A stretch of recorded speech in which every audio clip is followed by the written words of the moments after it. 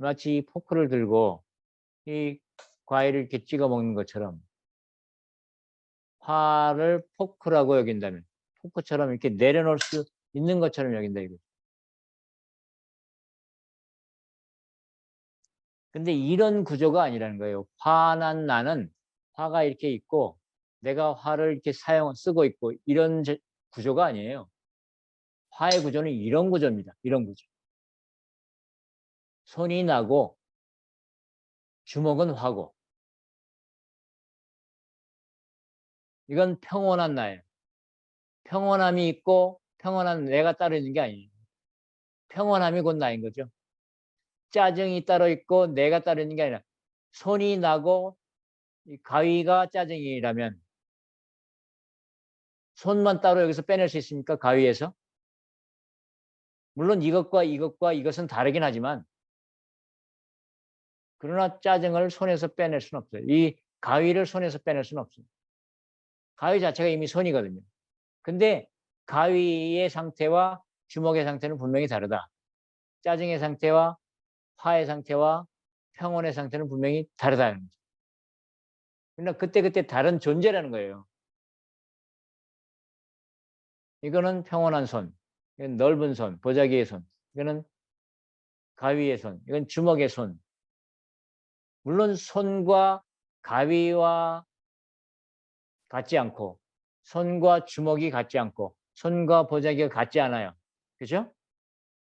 그렇지만 또 따로 떼낼 수는 없어요. 손에서 주먹을 따로 떼낼 수 없어요. 그런 것처럼 화에서 나를 따로 떼낼 수 없어요. 화난 자를 따로 빼낼 수 없다는 거예요. 그런데 우리에게 그래도 자유의 가능성이 있는 것은 이 손이라는 것, 주먹진 손이라고 말할 때 이 손이라는 것이 실제하지 않는다라는 측면이라는 겁니다. 지금 여기는 실제하죠. 감각적으로 손은 실제하지만 실제하는 손에 주먹이 다른 모습이란 말이에요. 그러니까 이것을 마음에 적용하면 안 됩니다. 마음에 무엇이 존재해서 그것이 어떤 모습을 띈 게 아니라 화의 존재를 띈 게 아니라 존재하지 않는 실체하지 않는 조건들이 만나 가지고 화라는 모습을 띈 거다라는 거죠. 이것이 지금 이 비유와 좀 차이가 나는 점입니다. 자, 어쨌든 그 순간 화라는 작용과 화를 내는 주체와 화의 대상이 하나가 되어서 동시 발생한 것이지 거기서 화의 작용을 따로 떼낼 수는 없다. 그렇다면 화는 누가 낸 것입니까? 내가 화를 낸 겁니까? 아니면 화를 내는 자가 있었던 겁니까?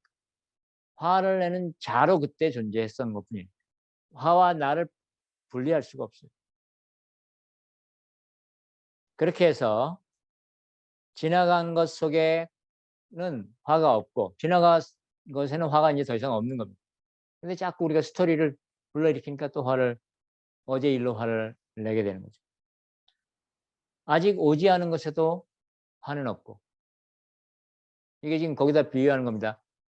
가버린 것에는 간다는 작용이 없고 아직 가지 않은 것에는 간다는 작용이 없고 지금 가고 있는 것에도 간다는 작용이 없고 자, 이 말이 이제 이해되시죠?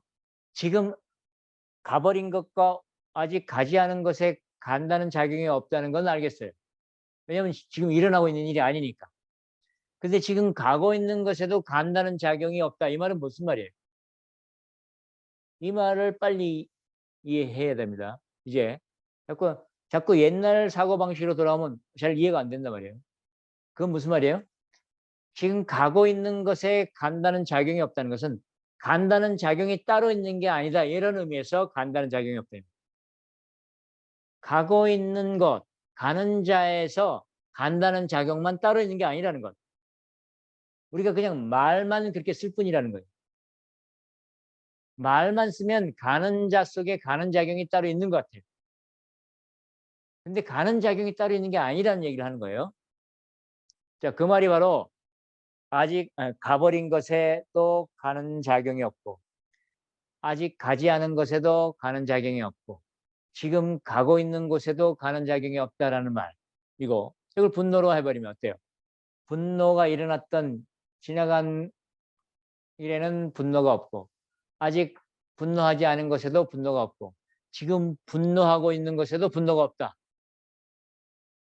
자, 이 말이 어떻습니까? 와닿습니까? 받아들여집니까?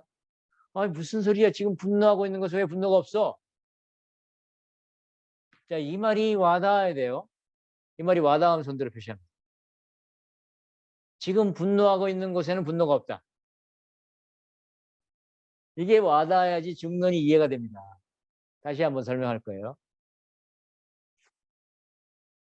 지금 분노하고 있는 것에 왜 분노가 없어요? 지금 분노하는 것은 분노하는 자와 분노의 대상과 그 둘 사이의 스토리가 만들어내는 작용이지, 분노라는 작용만 따로 있지 않다 이 말입니다.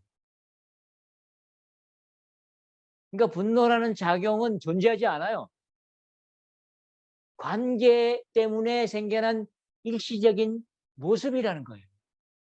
분노라는 게 있는 게 아니라는 겁니다.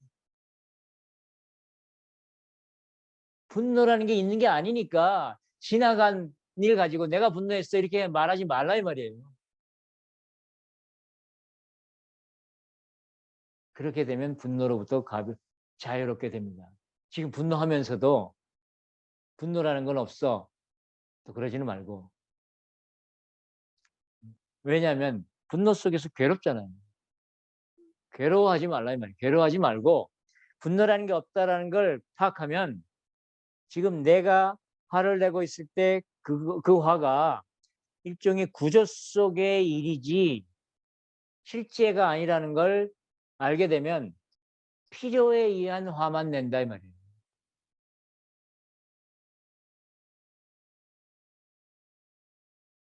말귀를 못 아무리 화를 내도 말귀를 못 알아듣는데 화낼 필요 없거든요. 근데 말귀를 알아들 만한 사람한테는 화를 내거나 짜증낼 수도 있어요. 야, 근데 그거 정신 안 차려? 이래서 딱 알아듣고 신경 쓰고 긴장해서 알아듣는 사람한테는 그럴 필요가 있죠. 그럼 그 사람의 에너지를 확 모아주는 역할을 하니까. 근데 몇 번 말해서 못 알아듣는데 안 되는데 3살짜리한테 아무리 야, 너 기저귀 제대로 못 입어? 아무리 말해 못 알아듣는데 너 신발 제대로 안 신어? 1살짜리한테 좌우 바꿔 신지 말고 제대로 못 신어? 아무리 화내봐야 못 알아듣는데 화내서 이거 뭐예요? 근데 알아듣는 사람한테 화내서 정신 차리게 집중하게 하기 위해서 쓸 수 있다 이 말이에요. 그렇지만 우리가 대부분의 화가 나를 잡아먹고 있다라는 거죠. 왜냐하면 화난 것을 자기라고 믿으니까 그럽니다. 화라는 것은 관계 속에서 일어나는 그냥 일시적인 현상인데 화를 내가 나한테 화가 났어. 나 이 화를 못 참겠어. 이러고 있다 이 말이죠.